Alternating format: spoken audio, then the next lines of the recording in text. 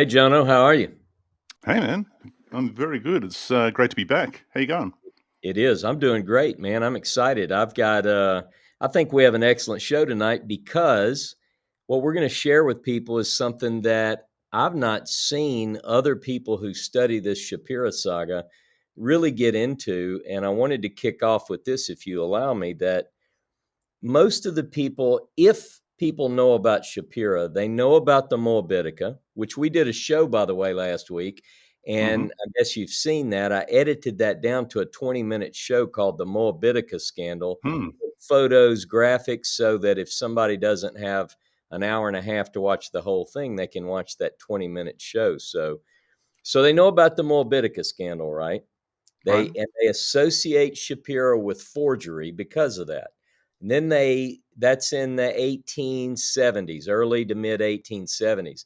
Hmm. Then most people who know about Shapira fast forward to the infamous 16 leather Right.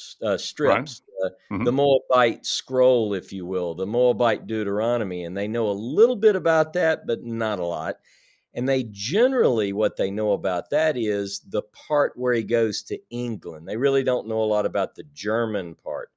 Sure. So it's a very limited window, and people already have their decisions made. They've already made their mind up. They associate him with forgery. So that's pretty much it. Hmm. What we're going to talk about tonight, Jono, is something that falls in between the Moabitica scandal and the Moabite scroll scandal. All Right. right. So Now, we're going if I to, can jump in here, because we did touch on this obviously last week, but I have just read your latest article that people can find. I suppose it's on the blog at mosesscroll.com, it but is. also in on the academia site, your academia site, which is Ross K. Nichols. People can find it there. And it's entitled Wrong Readings and Writing a Wrong, Giving Shapira Credit Where Credit is Due. And although we touched on this last week, and you also touched on it in the book, I was unaware actually of the in-depth involvement. Yeah. I mean, I knew that Shapira was involved. I knew that he was correct about certain aspects of the translation, but the depth of involvement surprised me, Ross. Exactly. Yeah.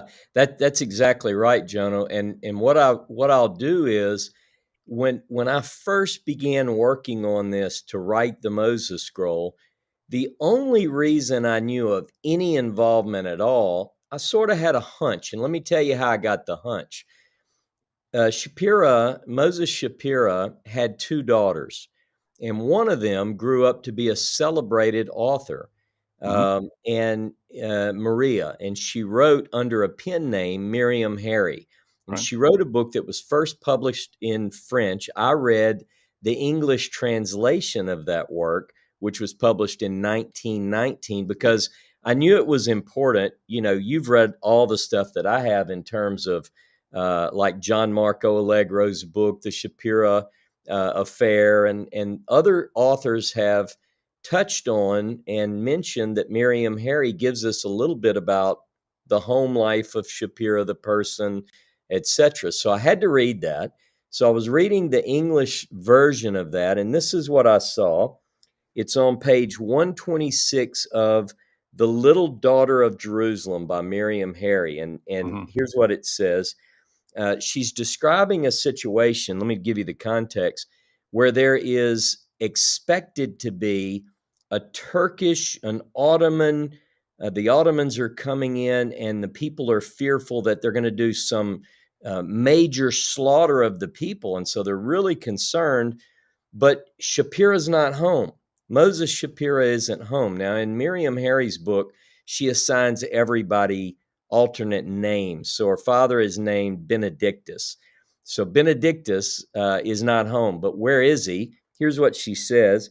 Mr. Benedictus, who had set off early that morning to copy a certain inscription at Siloam, a Right. village which was notorious for the fanaticism of its inhabitants. And Mm. then she describes more of the terror that the family is faced with this potential raid of the Turkish, the Ottomans. And so then a couple of, on the next page, it says this: after many hours of acute anxiety, Mr. Benedictus returned with Abdullah. He was hugging a half-finished tracing and was far more perturbed at having his work been interrupted than the thought of the terrible risk he had incurred. So that was all I had, and I said, "Wait a minute, an inscription at Siloam," and he comes back home and he's got, like, under his arm, this partial copy or tracing of that inscription, and I said, "Wait a Hmm. minute, you mean to tell me that Shapira was involved in the Siloam inscription?" Miriam Harry's book does not give us dates. Well, I knew that was roughly in 1880, so I began researching, and I wanted to find out if Shapira's name appeared in any of the sources associated with the Siloam inscription, and that is the basis for what you see in that 7-page paper. I've had a Mm. lot of this research done for a while, but what we find is that the Athenaeum paper and the Palestine Exploration Fund Quarterly is jam-packed with all this information, and there are several things, as people will see as we go through this thing tonight, where Shapira is mentioned. But then I have to add one more piece of research that I had to do. I realized that because Gouta is German, and Mm. because so many of the brilliant scholars at the time that were working on the Siloam inscription are German, Hmm. that I had to go in and translate all of these academic papers, which people will see footnoted in my work that's posted on the blog, etc. So let's talk a little bit about Siloam, Jonah. What do you want to do? Let's get into Well, this and share how instrumental he was in this. I yeah. Let me just ask you a quick question before we do that. Was in producing this this paper, was there any new information that you had come across? Because there's a whole lot of stuff that I didn't know. Reading through this was in translating these sources. Was there anything that was new to you?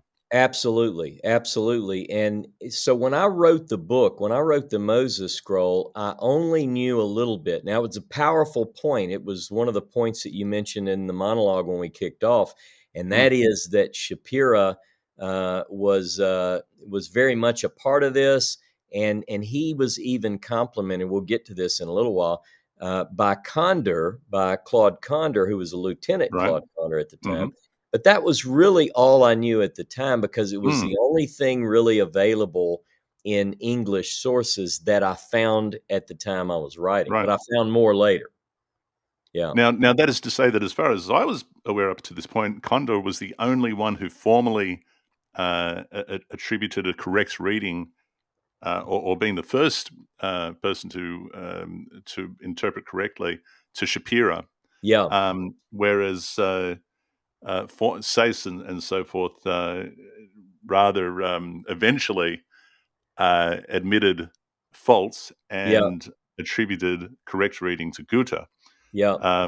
And you've done an excellent, I think, uh, you've gone a long way to return the credit to Shapiro, and I think your article certainly makes the case. What and one thing, just to kind of highlight and underscore what you said, again, most people don't really know this material about the Siloam inscription in Shapira.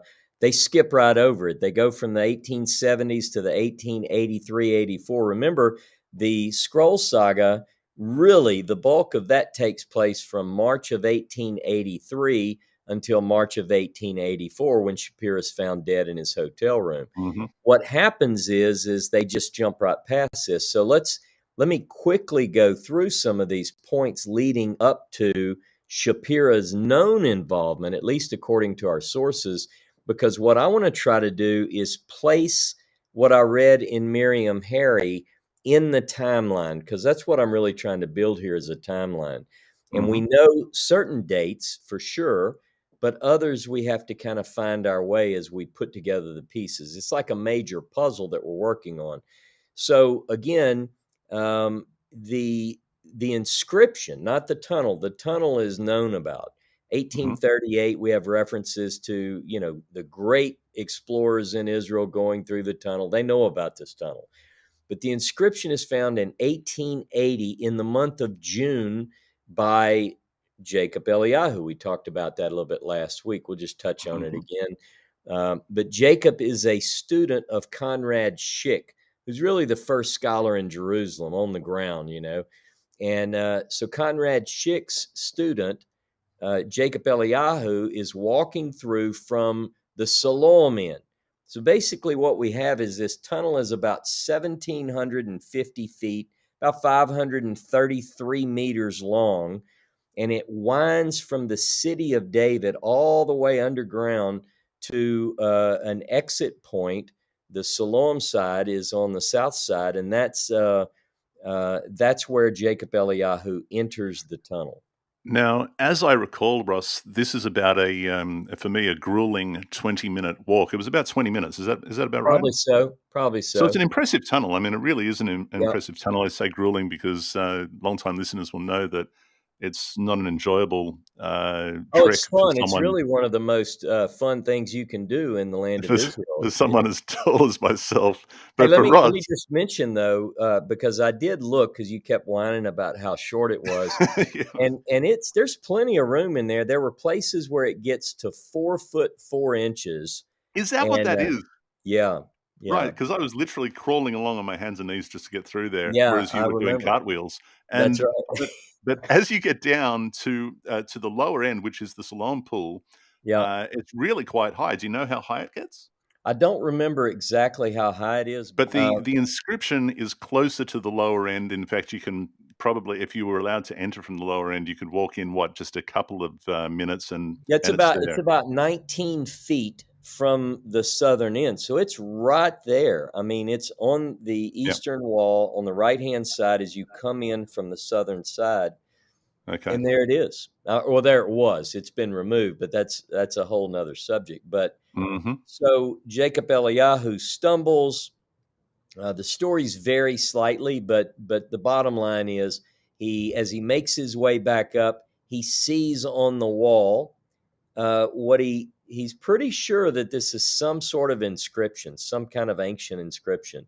So he goes back, tells Schick. Conrad Schick is a very talented scholar. He comes back and identifies it as Phoenician. So he notifies, we'll go through this pretty quickly. He notifies, this is in June. We don't have an exact date of the discovery, but on the 22nd of June, he notifies some of his friends in Germany, the German scholars, and he lets them know, hey, there's a This is a Phoenician big deal. inscription that Mm. was discovered in the Siloam tunnel. And he gives them what he knows, and he even sends a drawing that we think he's put together. Now, remember, initially, this isn't easy to read for a lot of reasons. It's not etched into the stone very deeply.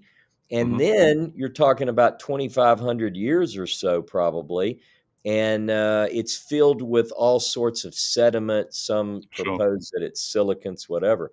So you can't. It's hard to read. And then there's Mm. some damaged places on it, but he does the best he can.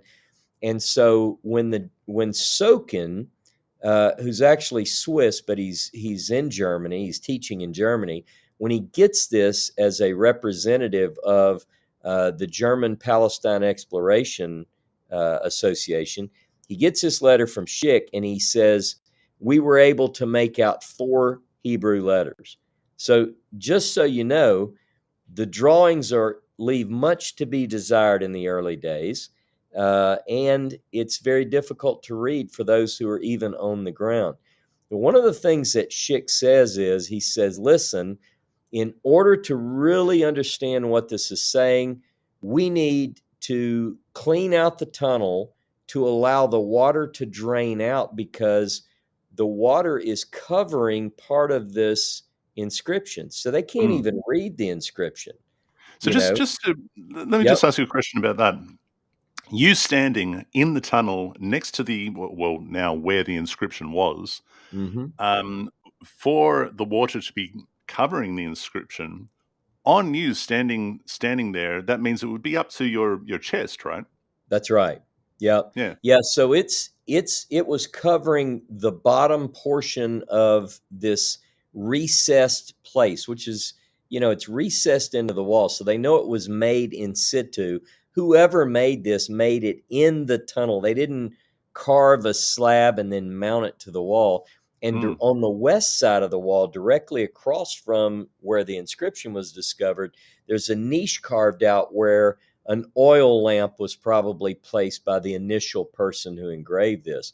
Now, sure. Schick doesn't know, because he can't tell how far down the inscription goes. He can only make out that there are a few lines, and he realizes that the water is over at least some of the inscription. He doesn't know how many lines are under the water. So he knows that this has got to be done. And he says, listen, if I can get some funding, so he asked the Germans about the funding, then, I can make this happen. He says, I'm paraphrasing, but he says, I prefer to work it through the municipality here in Jerusalem. That way they know what's going on. We can be up and on top of the table with all this. Mm, So July the 7th, Sokin publishes this in the Journal for the German Palestine Association. Now word gets out. But listen, it's only the Germans that know about it so far. Now, here's what I believe. I think very early on, and I'll tell you as we get into this why I think this, but I believe that Shapira hears about this real early. mhm. Not only is he married to a German, it's a small community. Hey, word travels fast in Jerusalem, Sure. and he gets word. And so he's part of this from the very beginning. He's trying to read this from the earliest place, from the earliest times. Mm. Is it important to, not just I mean, for you, is it important to, not just to give credit where credit is due, but is this also a fair establishment of Shapira as, a credible scholar? Someone who, is able to read, what Schick is referring to, not Schick, yeah, Conrad Schick is referring to as, Phoenician. Hey, We're Daniel. Oh, g'day, Daniel. Yeah. We're talking about the Paleo Hebrew right now, Yeah. uh, because there seems to be that he was more accurate and confident in his accurate Right. translation of what was presented there, in presenting it to the scholarly community, despite the Yeah. um, the objections to it. You bring up an excellent point. Yes, part of this is I'm interested in the Siloam inscription, even if Shapira is not involved in it, because this is one of the oldest Jewish in Hebrew inscriptions Hmm. that's ever been discovered. So its importance, apart from Shapira, you could say, is it's already very important without Shapira in the story. So I'm interested in it, first of all, in that sense. When we come to Shapira, you're right. It's not just to vindicate him and to show that he was considered a reputable scholar, but he's right in there with them. And Mm, not only is he in there elbow to elbow with these other super scholars, let's call them, he's actually giving us information and giving them information mm, that no one else is able to see. right. So Shapira, I believe he's in on this from the very beginning, and we know we get very strong clues that that's the case. So let's just kind of fast forward in the timeline here. You're talking about June. Okay, so July, it's published in the German Journal for the Palestine Association. In August, on August the 3rd, Walter Besant, who is the secretary at the PEF, at the Hmm. Palestine Exploration Fund, he reports later.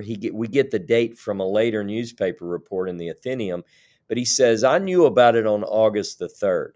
Now, when he gets notified, when Besant gets notified, he's sort of the hub. The PEF to this day is very important in what goes on in the Holy Land. But Mm, they were founded in 1865. I mean, look, the PEF has been around. You want to learn something about anything about the Bible? Go to the PEF archives. Unbelievable. So Walter Besant notifies the English scholars, the English academic world, and he sends out what he has, which is another bad copy.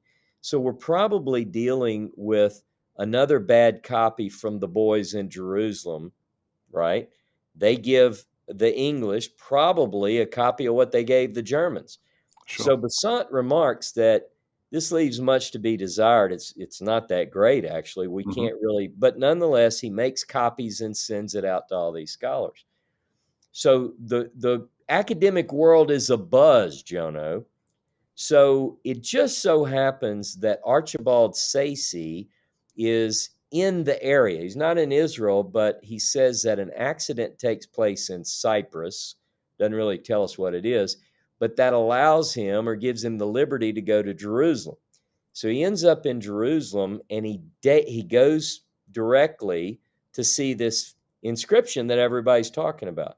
Now, Archibald Sayce, in my book, I tell his prowess, if you will, for linguistic studies. He's said to know like 20 languages, modern and ancient. So he's no slough. So Wow. he wades in the water. Now, Schick is trying to work this water situation. He wants to bring the water level down to allow not only the German and English scholars, but he's probably working for he and Shapira. He and Shapira want to get in there and do this too. Mm. And they have this idea that if they can get the rubble pulled out, they can then drain the water off because it's designed to allow water to flow. It's Hmm. like a very slight graded Hey, all the Patty. way. Hey, Patty. So the idea is that if they can get the water to drain, they can do it. So Archibald Sayce goes in, and on February 1st, he puts out what is the first real public announcement of any note. So he spends some time in this tunnel on February Mm. 1st. He writes this out. He even takes a crack at deciphering what's written on the wall. Now, I want to add to this too that the letters themselves, they're not only are they not deeply engraved in the stone, they're about half an inch to 3/4 of an inch in height. Did you know that? So they're small letters. Okay. Uh, yeah. Yeah. So not only are you working in the dark in water, probably mosquitoes. It's in the middle of the summer. Oh, It's yeah, I can't nasty, imagine. Yeah, yeah, and that's right, and it's the middle of the summer, so it's super hot, yeah, the water probably feels pretty good if you can. Yeah, I don't know what it, perhaps. but Who knows what the quality of the water yeah, was, yeah. yeah. So anyway, so they're in there, and he puts this out, and then he goes away for a couple of weeks, and then on the 26th of February, he writes a second report. Now, the first report hadn't been published yet, but ultimately, he puts in the mail both of these letters to the Athenaeum, the editor Mhm, of the Athenaeum, I guess, and they're published in the Athenaeum paper. Now, in there, he even admits that because you get the description of his first visit and what he saw. On his second visit, he even says, "Look, I was wrong. It's not Hebrew; it's Phoenician." He wants mm, to make a point that this is older than say the Jewish establishment. But then he sort of contradicts, and he's back in. And I'm not ridiculing the guy because what he's trying to do is give scholars the best information. And he says, I think that this could date to the time of Solomon and maybe even David. and mhm, and he quotes Second Chronicles chapter 5, because what he says is in Second Chronicles chapter 5, I believe it's verse 11, it talks about how David had Phoenician workers in and right, around Jerusalem, right? So he mhm, says, well, somebody crawled in they're in the tunnel, and one of these Phoenician workers writes this. He lets it fly. Now, now we're looking. Now, remember, it's discovered in June of 1880. We're already into February of 81. mhm. All right. So you've been a few months already. We're looking at, what is that, 8 months Yeah, now we're on the from tail the end of winter, discovery. yeah, So now, by now, Schick has made some pretty good progress. Not only has he made progress, he's being complimented for it.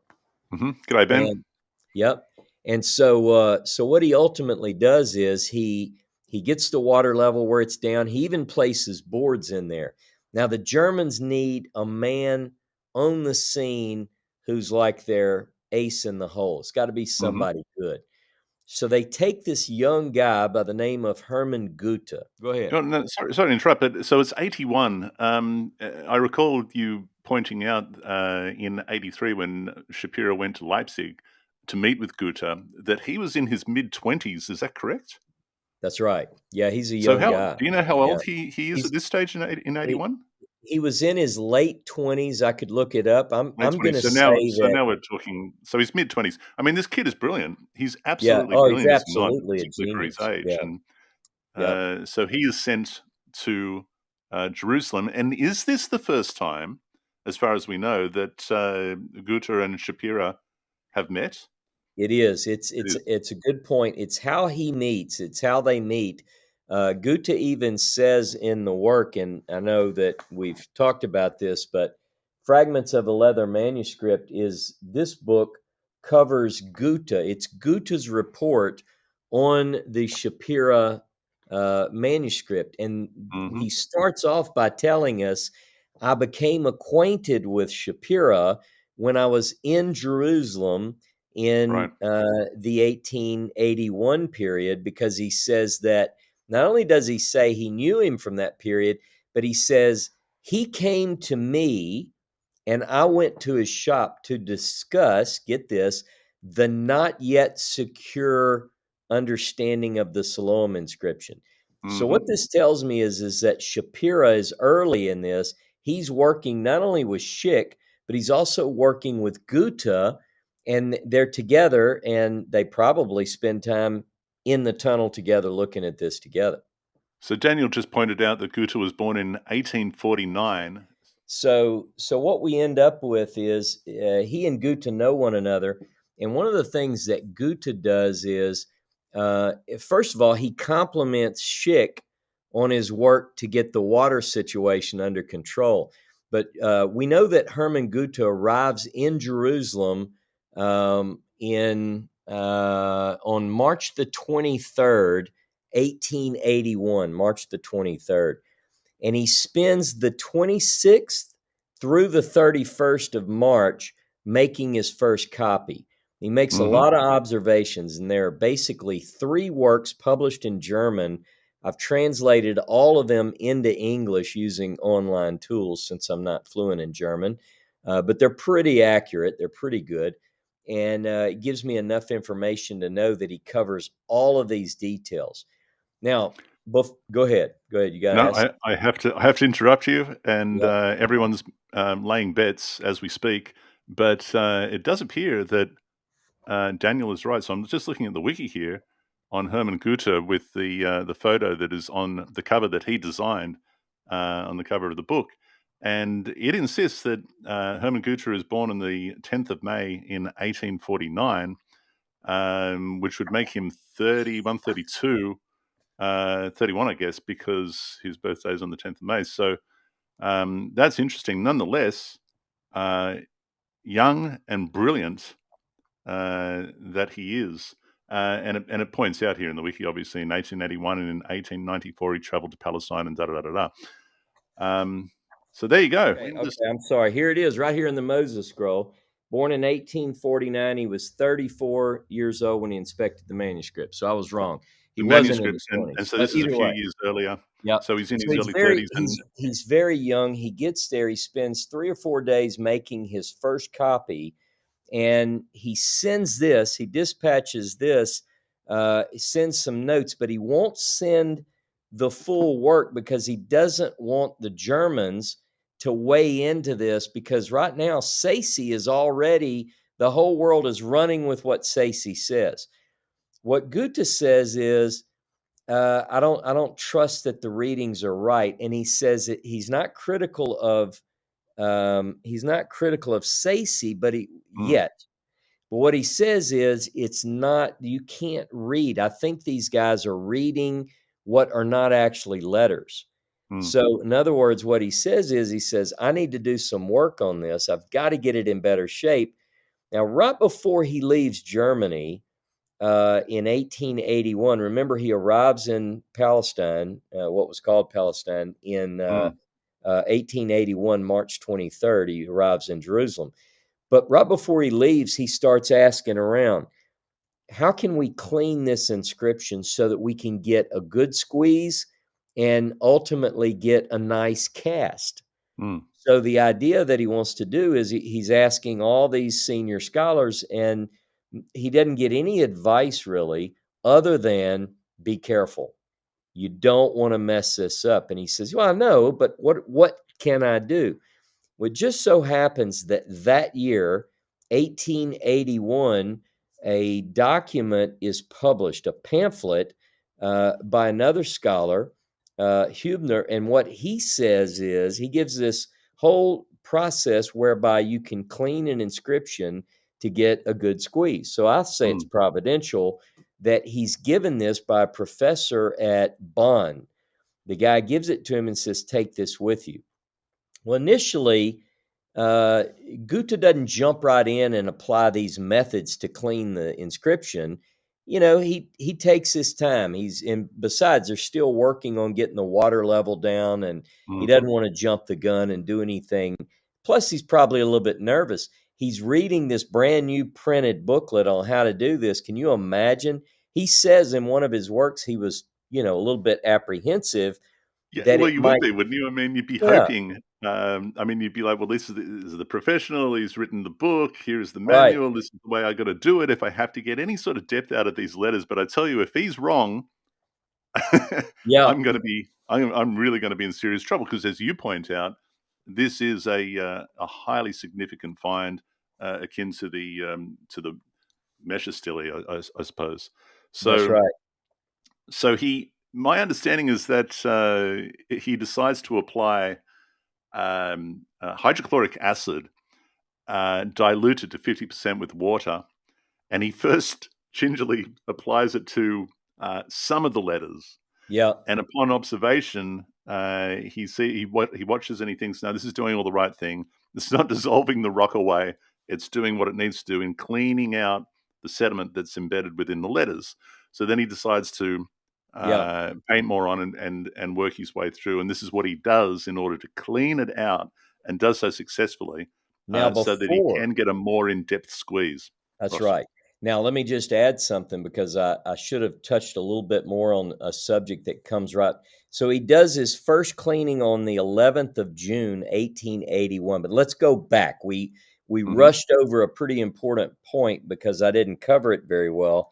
Listen to this. This is what Gouta says in Fragments of a Leather Manuscript, the book that I held up. And by the Hmm. way, since Daniel is on, I think most people know that Daniel has designed both covers for the Mm. Fragments of a Leather And an Manuscript excellent job, and on done both, all and the the one graphics. behind you, Yep, the Moses that's scroll right. there. Yeah, there it is. Very talented, Daniel, like your stuff. Yep, Um, so he comments in the book. Now, by the way, people, this is fresh off the press, Horror Press, and published, available on Amazon, and people can get it there. right. So what does he say there? He says, this is my comment in my article. During his time in Jerusalem, Hermann Gouta made the acquaintance of Moses Shapira, the quote, this is what Gouta calls him, the famed antiquarian and bookseller, Right. over their joint interest, this is quoting Gouta again, in the then not yet securely read Siloam inscription, Mm, an interest that led him many times to me, and I visited him repeatedly in his shop on Christian Street. So Gouta then continues to work and make drawings, and on the 3rd of May, he gets a cast delivered to him that was this is before he cleans it the first time. He mm, gets a cast delivered that they made from a squeeze he took, and it wasn't satisfactorily. It wasn't up to his standards. sure. Well, in the meantime, towards the end of May, Lieutenant Claude Condor returns to Jerusalem, and he says that this is the first time he's been there in 6 years. Now, Okay. understand that the world is waiting on pins and needles, or on the edge of their seat, I should say, for the next news out of Jerusalem. And Sacy so far is the one person that's filling them in on this inscription. So here's what Claude Condor says. And this is in a report dated the 28th of May. Condor related that Gouta gave him a personal tour of the inscription, and he wrote, "It is thought in Jerusalem that Professor Sayce's copy and translation may prove too hasty to be of any value. Mr. Shapira gives a different interpretation to the text." Now, what does this tell you? Shapira's right there with Gouta and Condor. They're talking about this Mm, evidently. mm, And he says, explaining, this is Shapira, explaining it as referring to the cutting of the tunnel from the opposite ends. This we know was really how the excavation was effected, and Mr. Shapira's intimate acquaintance with Hebrew idiom as a Talmudist of 20 years' education seems to render his opinion worthy of consideration. mm. Now, I knew this when I wrote the Moses scroll, but it's pretty important. I mean, everyone knows that if you say, what does the Siloam inscription say? You say, well, it's a plaque that's in the Siloam tunnel, and it's really just telling how the tunnel was built. Now, we take for granted that that's exactly what it is, but guess who the first one to put that point forward is? Moses Shapira. Right. In fact, it's enough of an important thing. Now, remember, Claude Condor is with the PEF, so he's read Sayce's stuff. The whole world has read Sayce's stuff. But Sayce has not interpreted this to be a plaque which details the excavation and the building of the tunnel from both ends. Can I ask you a question, because you've done an enormous amount of research into the backstory of this whole thing? Did you come across at any point any objection to Shapira's uh, suggestion as to what it said, and so on and so forth, in regards to the Moabitica? Because this is post Moabitica scandal, right? Was Mhm. there ever any objection in regards to the Siloam inscription as to Shapira's association with that scandal? Let me tell you, we'll get to that. We'll get to Okay. that. But Neubauer, one of the scholars who attacks Shapira later, Mm, when Shapira, and by the way, Shapira is right in his argument, but Neubauer questions him and makes fun of him in the paper, and he mm. basically says, he's been reading that Moabitica. It's kind of like, let's not forget that Shapira. See, So this he is the throws thing that. that aggravates me is that they were so hateful. We see scholars doing this today, just being total jerks about this to each other. But this was bad. Like, how could he possibly know anything? Look at me. I know everything. So they're arguing and they do throw that up in his face, but that's Mhm. later. Okay. So Condor does give the hat tip to Shapira for being the one who figures this out. And then ultimately, Gouta is trying to revise his drawing. So he's still in the tunnel. He's still looking at what he came up with before. He's got one bad cast that was made from a squeeze that they took. And he finally decides this isn't going to work. Mm. The only chance we have at really reading this, see, he didn't say Shapira's right or wrong. Shapira's in there looking at it by candle saying, hey, this is talking about the building of two, and you can almost imagine Gooch like, chill out, man. Let's wait. Let's make sure. No, no, no. I'm telling you, it says, look. And so he has his opportunity to share what he thinks it says with Condor, and Condor goes, I think that's probably better. So he says again, they think Sayce is too hasty. All Mm. right. So ultimately, Now, in his defense, by the way, someone had yep, to do it. that's Someone right. had to Oh, get he had out to be there, and first. he had to be first. And there's a certain, there's a certain braveness to No being doubt. first. Someone had to do it. So, his attempt, it's an early attempt, and that's that. Yep. But now for the cleaning. Go ahead. That's right. So June the 11th, he does his first cleaning based on what he read in this report. As you said, it's hydrochloric acid, half diluted with water, and etc. So he continues to work through June, And then at the end of June, like June 22nd, 23rd, he says that they made a lot of progress on the cleaning of the tunnel, such that the last major big rock that was blocking the water, that was slowing the flow down, is punched through, and the water is able to flow through the Siloam tunnel. So now we're in better shape. The water is dropped down. Schick is able, he's now received money from, a little bit of money, not lots, but a little bit, which he applies to his work. You know, you have to pay workers and so forth. So they're able to, now they've got a better place. Now, what Gouta now realizes is, if that first washing did good, you know, and improved our situation, I think maybe a second washing, because he feels secure, he feels safe about it Hmm. now. So he's ready to do it again. So he continues to work on this. Now, what happens is also at the end of June, by the 25th. Now, this I only learned when we translated the German works that we have. I fed these through, uh, you know, like online tools to translate it, and then I had to tweak it and double check Mm. and use my German dictionary. And I'm taking German on my, you know, these Duolingo Yeah. lessons and trying to figure it out. So, long story short, we find that Shapira on June the 25th sent a note to some scholars in Germany. Now, anybody who studied German, who has studied Hebrew grammar, has probably heard of the Gesenius Hebrew grammar. Mm. Mm.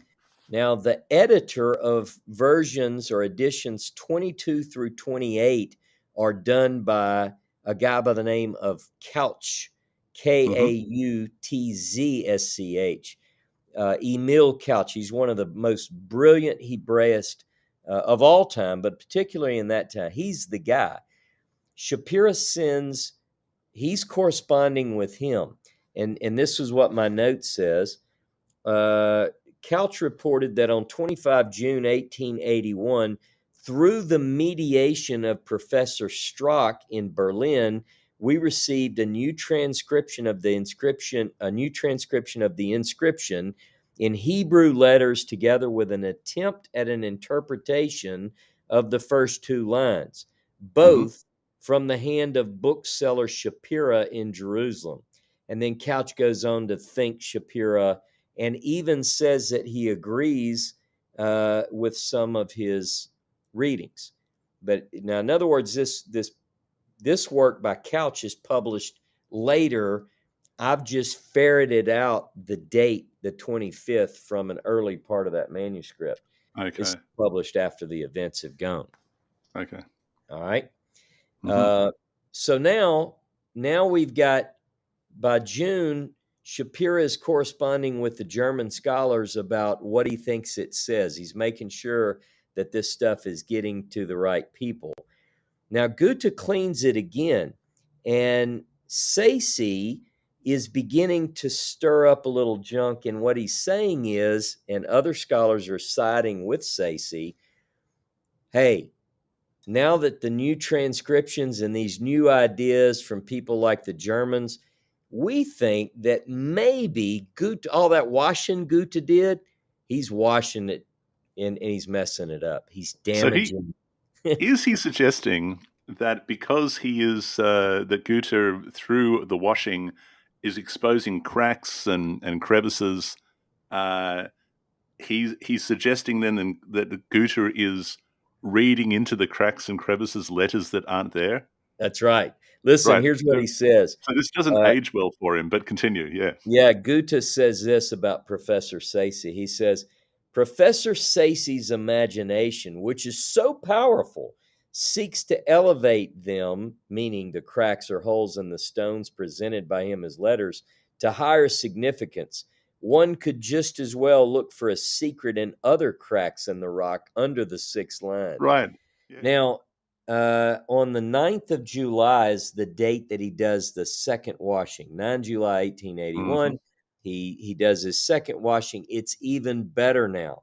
Meanwhile, Shapira is in England. He's working there, and he writes this letter, and he sends it to the Athenaeum. And here's what he says. It's published later, like on the 16th of July, but here's what his note says on the 13th. The interest your paper and English readers took in the discovery of the inscription found in the lower pool of Siloam will excuse my writing to you. Neither the attempt of Mr. Schick, nor that of Professor Sayce, nor that of Dr. Gouta who has been sent out from Leipzig by the committee of the Deutsche Palästina Verein to copy the inscription, has been successful. I myself tried 3 times, so we know he's been working to get a good inscription here, and found that I was only making every time another blunder. So that we must admire, I love this, the talents of the learned scholars of Europe, and especially that of Professor Sayce, who have been able already to tell us so much from bad copies. Right. So he's kind of jabbing him a little bit. Now, then he says, after this, Shapira provides his translation, and he differs in several points from other published translations. But one of the things that he says in relation to line 5 of the inscription, he says this. He says 1,200, not 1,000. He's saying that I read 1,200 cubits and not 1,000 cubits. And the way he reads it is, and 200 and 1,000. In 1,000. Yeah, This, we touched on this last week. Yeah. yep. So this kind of sets off a scholarly firestorm, if you will. They begin to go back and forth. So this was, and it becomes quite apparent in your article, but it was a much more controversial thing. Why does it explode into such controversy, Ross? It's one of the main reasons is that, again, now we're getting into, could anything good come from Shapira? Right. You know, because they have this preconceived, a priori critical view of anything from Shapira. His reputation is not the best because of this association from the Moabitica, etc. And he's not part of the club, honestly, Jono. He's not an esteemed scholar from one of these major universities, evidently, and I think they hold all that against him. And they plus again, Sayce is very reputable. So here Shapira comes in, and he says something different than Sayce. Well, who would you believe? You know, you can almost forgive the fact that people say, I don't know, man. I mean, Sayce said that. So Neubauer weighs in, and they one of the things that Neubauer says is, he says, listen, it's not customary in Hebrew, in biblical Hebrew, to put the hundreds before the thousand. And so that's one of his main arguments. And he's right in some sense. It's not common in biblical Hebrew. Most often you'll see the thousand and then the hundreds. And that's the way you typically encounter it. But we do have one exception, and that is in Numbers chapter 3, verse 50. Now, here's something that Gouta wrote on the 14th of July in a paper, the English translation of which, this is in my paper, it's called About the Siloam Inscription. And he says, I've seen some other copies here in Jerusalem. Mr. Shapira, in particular, was kind enough to let me see the one he had prepared, which also contained Professor Sayce's variants and conjectures. And then he goes on to say that what he's seen from Shapira, he says, I think that my readings are more accurate. And truthfully, they were. When you look at the total, because Gouta is very careful. We know this from other works that we've studied. He doesn't release anything until he's totally when Gouta publishes, you can't get it any better, Jono. It's as good as it can get. Now, I want to add that when Sayce first published in February of 1881, he makes the comment that I don't think it can get any better. But Gouta doesn't publish until a long time after that, because he's convinced that it's not it's not time to publish until it's perfect. So anyway, by the time Gouta publishes, he's got it really nice. Mm. Neubauer objected to the 1200 cubits. Here's what he says. Mr. Shapira, this is the week after Shapira's appears in the Athenaeum, Neubauer says, Mr. Shapira was probably misled. 200 and 1,000 in line 5, and he answers himself, why does Mr. Shapira write 1,200? Because 200 and 1,000 is not Hebrew. Thousands always come before the hundreds. I could point out other irregularities in Mr. Shapira's reading. And then he says, of the words 200 and 1,000, this is what Shapira responds the next week. I have only to say that I consulted about them the most eminent Oriental scholars in Berlin and Leipzig. They all think that, although it's not usual Hebrew to put hundreds before the thousand, it is nevertheless possible, and that this is the real reading. And he certainly does put that out, and It and he's well, right. back to my point earlier. I mean, this does go a long way toward the credibility of Shapira, but it also seems to establish the bickering and the attitude, the general bickering and attitude that you experience within the academia of the day, Yeah, which certainly backs up the way that he was treated in as far as presenting the scrolls in 83. yeah. It turns out, obviously, that Shapira's reading is correct in many respects, and that which he was rubbished for was done so incorrectly. Oh, you're clever. There we Yeah, go. how about that? One wonders if the grammatical rules that offend the thinking of moderns were so rigorously adhered to in this ancient Proto-Sinaitic period. And here's his second comment. I mean, the fact that folks were scribbling at all, scribing at all, was somewhat unique. Rules around the order of numbers or things seems to me that would develop over time. Hmm. So the idea, this they made a big deal about it, but what happens is that Gouta is quick to point out, wait a minute, you can't say it's not biblical Hebrew because Numbers chapter 3, in fact, does have the order that we see here in the Siloam inscription. So one person who picks up on the reading is Gouta, and he doesn't need Shapira to tell him that. He's seen it as well. But Sure. when you look at Couch and Strock and these other Germans, they've received word that the 1200, as opposed to the 1,000, what Sayce reads, is the actual reading. Now, some people listening might think this isn't a big deal, and in the grand scheme of world events, maybe not. But in the biblical debate of the day, this was huge because uh, Shapira just made the comment, look, I see that it says 1200, and they jumped on him and said, you're wrong. Neubauer brings up the idea that, he's seeing things. Now, listen to this. It gets worse. Um, he continues in my paper. I have this as well. Um, Mr. Shapira's 1,200 cubits would show that its constructors couldn't measure correctly. In other words, they're saying it's got to be 1,000. Now, what is a side argument? People begin to debate that how long is a cubit? Is it this length or is it this length? You can look at this now and make yourself go crazy trying to figure out, is it this many inches or is it this many? And people debate this even today. Now, um, one of the things that Gouta does is he comes in and he supports Shapira's reading, and so we're still rolling through this debate. Now, one of the things that happens is that now the Germans are siding with Shapira on this.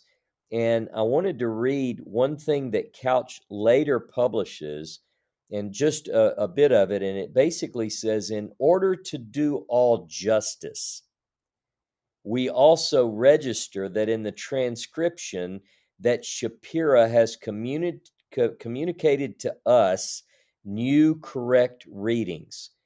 Hmm. So, in other words, Couch, this brilliant German scholar, wants to set the record straight. He said, listen, because all the way back June 25th, remember, he's receiving letters that came through Strzok to him, and they're saying, wow, here it is. Now, this is what happens is 8 August. This is where it gets really good, I think. Sayce has been quiet. And everybody knows that Shapira's number 1200 is coming up. Here's what he says. I have hitherto refrained from replying to Mr. Shapira's letter on the Siloam inscription, as I thought it useless to enter. See how I did my nose up? Useless to enter a controversy about hypothetical readings. Now, however, the lime with which the letters were filled has been removed by means of hydrochloric acid, and Lieutenants Condor and Montel have thus been enabled to take a squeeze of the inscription. I held that at the PEF, by the way. A tracing of which is at present lying before me. Here he is. He's got his nose in the air. He says now that it was hypothetical readings, and now listen to what he says. He said that he went on to say that now he can safely criticize Shapira's reading. Get this. One of his points, his third says, Sayce, there is a point after the Beit, the Mem, Aleph, Tav, Yud, as in my copy, so that Mr. Shapira's ungrammatical 200 and 1,000 falls to the ground. I hope, Sayce continues, Mr. Shapira will remember in the future that skill in reading Talmudic literature does not necessarily imply epigraphical skill as well. Isn't that hilarious? I hope Shapira remembered. He's basically saying, go back to reading the Talmud, Shapira. Leave the epigraphical skills in the hands of those who possess them. Is it, let me just, once again, is it because he doesn't have formal academic credentials? Is it because he's Jewish? Is it because of the Moabitica scandal, or is it all three? It could be all three. Or is it just the academic demeanor of the day? I think, now, also, let me just say, Shapira is not totally innocent in this back and forth either. Remember, he sort of pulled the tiger's tail when he wrote his article by saying in the Athenaeum, he said, this guy tried, this guy tried, this guy tried, I tried and failed. But Mr. Sayce is really amazing. So he kind of, you could say he started it a little bit. The flames a little, okay, sure. Now, what's interesting, just to take us out of this 1881. This is the Twitter of the day, right? It is. Yeah. It really is. And what happens is in 1883, when he brings his scroll to the world, 2 people really attack him publicly, Neubauer and Sayce. Yeah. Why? Well, you have to say it was only 2 years earlier that he spanked him in the court of public opinion. So here, let's kind of wind some of this towards the conclusion. Couch, Sayce also is bold enough to counter Couch. He says, he and I don't agree. He takes Shapira's side, and I don't think he's right. Okay. So what begins to go on then is now we're through 1883, and now guess who is in the news again? Not with the Siloam inscription, but by now Shapira's in the news again, and here's what he's in the news for. He's bringing to Germany and then England a manuscript, 16 leather fragments, and so he's not focused on the Siloam inscription anymore. He's already nailed that. He's off of that. He already was the first to determine what it meant. He properly interpreted the distance in line 5. There are only 6 lines. So if he's interpreted the meaning of the first 2, properly translated line 6, he's already done the Siloam inscription. Put a plaque at the city of David that says, thanks to Moses Wilhelm Shapira, who was the hero of the day in 1881, he was right, they were wrong. But you know what happened, Jono? Something happens between 1881, when Shapira proves he's right, and 1884, when we find him dead in the hotel room. He's written out of the story. He's written out. They totally eliminated, and here's how they did it. Sayce is quiet for 2 years. The world basically begins to accept the reading 1200 instead of 1000. And here's what Sayce finally admitted in 1883, after 2 years of silence, that he was wrong. And he said, there is no doubt, the cast leave no doubt that I was wrong and Dr. Gouta right. Now, don't you love that? Here's my comment. My word. This is my comment. He never acknowledged Shapira, but instead preferred to credit Gouta. By the way, as every scholar today would credit Gouta, because they don't know about this either. This is brand new breaking news to the academic world. No one has published this. Listen. But instead preferred to credit Gouta with the reading, even though Shapira first published it.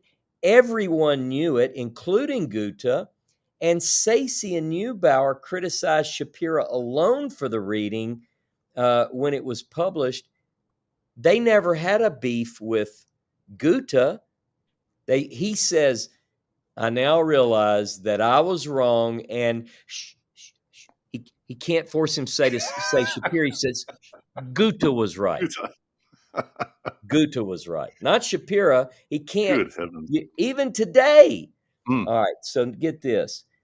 In 1884, a scholar by the name of Beswick says this, quote, all former translations of the text have given us 1,000 cubits, but the latest are unanimous in making the number 1,200 cubits. So Shapira's right. He doesn't say that, but Shapira's right. So I wrote, by March of 1884, Shapira was dead, but his reading, though he was never credited, was unanimously accepted as the correct one. In the matter of the Siloam inscription, let me read this. According to Lieutenant Claude Condor, it was Shapira who first recognized that the text of the Siloam inscription was referring to the cutting of the tunnel from the opposite ends. This, we know, was really how the excavation was effected, and Mr. Shapira's intimate acquaintance with Hebrew idiom as a Talmudist of 20 years' education seems to render his opinion worthy of consideration.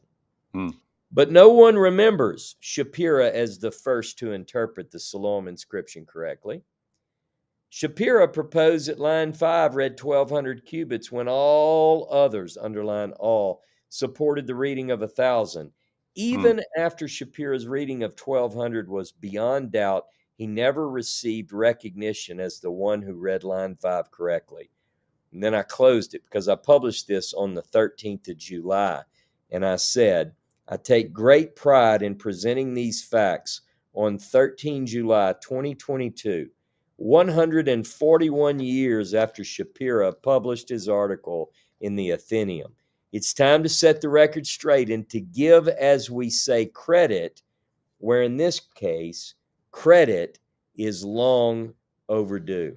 Moses Shapira was one of the most insightful, brilliant, linguistic scholars of the day. Right. And establishing this, as you do so well in this article that you've just published, does it not add weight to the value of Shapira's transcription of the Moses Scroll that Idan Dershowitz discovered?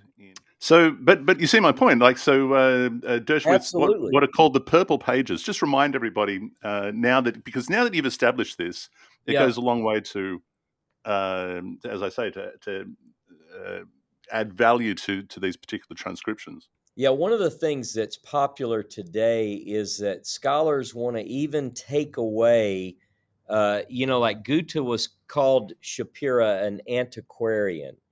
Mm. There are even scholars today who say, let's just call him a bookseller. He's just a simple bookseller. I mean, and they bring up, they want to cast aspersions on his character, his skills, his abilities. He's nothing when it comes to, but that's not the case. A modern scholar today who thinks that, and I'll get to your point in a minute, a modern scholar today who thinks that Shapira is just a bookseller and forger, they haven't read the material. They've read Mm. some material, but they haven't read it all, and they haven't found the things that I've discovered and put forward in not only the Moses scroll, but things like we're talking about tonight. Sure. So when and Dershowitz, as far as an academic approach, has put forward some arguments which are very difficult to counter, and they Mm. just they haven't responded to it well. But you mentioned his purple pages, Mm. 3 pages that were discovered in the Staatsbibliothek in a collection of papers. They weren't even in order, but Don Dershowitz discovered these and presented them in his book just last year, 2 weeks after mine came out. He published his book, and he has this transcription in there. And what Mm. this does is it shows the brilliant mind of Shapira as he's working in this document, trying to figure out the order of this and how things go, and how does it all fit together. So I would say that this discussion we're having tonight is very important because it does show that he was elbow to elbow with the top scholars of his day. And listen to this, Jono. He was right Mm. when and where they were wrong. Now, what does Mm. that say? Sayce, brilliant. Neubauer, brilliant. Couch, Gouta, you put them all in there, and guess what? Strzok, Shapira's sending them. Here's what I think it says. And he gets it all in their hands, and by 1883, he says, now he's not just sitting there. We know in 1883 he's reading Bleak. He's taking in, he's learning about Bleak, and he says, you know what? I think my scroll was authentic. Let me go talk to the Bergheim boys. He Mm. goes and draws it out. He's talking to Professor Schroeder, who's a brilliant Phoenician scholar. He shows him the scroll fragments. Schroeder believes in them. He said, this is beautiful Phoenician script. Where'd you Mm. get this? He said, well, let me tell you the story. He said, Schroeder tells him, these are authentic, no doubt about it. Take them to Europe. And then we know the rest of the story. But modern scholars have taken the side of the arguments of people like Sayce. You know what Sayce said about this scroll? He said, it stretches Western credulity to believe that a scroll made of leather could survive in a cave by the Dead Sea. Preposterous. Come on, man. Now look Come what on, we know. man. Now look what we know. So a lot of the arguments that were put forward by the brilliant minds of the day Mm. partly could be they're still a little bit sore over how bad he spanked them with the Siloam inscription. Yeah. So what I find is that people have not given a fair shake to Shapira. Mm. Oh, I think clearly. Shapira is a genius, Mm. and I think he came upon um, basically the oldest manuscript in history. It's a bold statement to make, that which you just made. Yeah, it is, and some people might think, well, you wrote a book, and look, the only reason I got interested in the story was because I read the story from someone who believed it was a fake. But the description of the whole story made me think I need to go look at the data. I need to look at the articles that Mm. these other authors are deriving this from. And I had other people around me who are also studying this that I've covered in the acknowledgments. Mm. We know the Tylers, James Tabor, Matthew Hamilton. We met Yoram Sabo, read everything that I and we could find on the subject. And then I was already looking at the idea of what did Moses write, and the two converged. And one of the things that I thought was, what does this text say? So I was so excited that it was published in transcription form. At the time, I didn't know about Shapira's. Edan found that. Mm. All I had when I published the Moses Scroll was Ginsburg, his transcription that was published in the Athenaeum in 3 installments, and Gouta and Meyer in fragments of a leather manuscript. But what most people don't know, as I pointed out at the beginning of this, is they know about the Moabitica a little bit, but they don't know that story either. I'm writing a book on that to show them what the sources say there. They know about the failed attempt of Shapira to pull the wool over the world's eyes in 1883, but they don't know the Siloam Inscription story, and they don't know all of the positive things about the scroll that have been discovered. And to this day, those who want to counter, say, Edan Dershowitz's linguistic profile of what he calls the valediction of Moses, those points still haven't been contested to the point where they've been disproven. And you have people like Benjamin Sass, a linguist in Israel, and he says it's authentic. We have Finkelstein even leaning towards authenticity on Rolston's blog. I mean, there are things that just, it's not so easy to dismiss. Now, you know what? The easiest thing, we've discussed this before, is they say, well, you don't even have the manuscript. Well, that's true, but we're looking. We're looking. And they don't have it either, Ross. no, So they how can don't. they? That's right. That's right. There it No. is. So once again, boys and girls, wrong readings and writing are wrong. Giving Shapira credit where credit is due. Ross published this yesterday or the day before, and it's available on academia. What's it, academia.edu, That's and right. also the Moses Scroll blog. Is it there as well, Ross? It is on the Moses Scroll blog. Yes. Okay, the mosesscroll.com. If you're into this, it's in more. Yeah, Finkelstein, Daniel. He and Suss wrote a reply on Ralston's blog in favor of authenticity. They both penned this together, which also surprised me. It did. And quite, I have to say, quite warmed me to Finkelstein. I have to say. And let me just add, I don't want to overstate their comment, but what they were really picking up on is they found it very interesting that one of the yuds, which is represented in one of the drawings that was published at the time, contains a tick, a certain tick mark in the letter itself that was not known in 1883 when that drawing appeared. It's only known later, and it's known from a very ancient source. So, in fact, Benjamin Sass and Finkelstein write their comment. It's about that, and then Benjamin Sass later published an article. It's available on academia for sure. I don't know where else it was published, but he says basically this one letter proves it's authentic.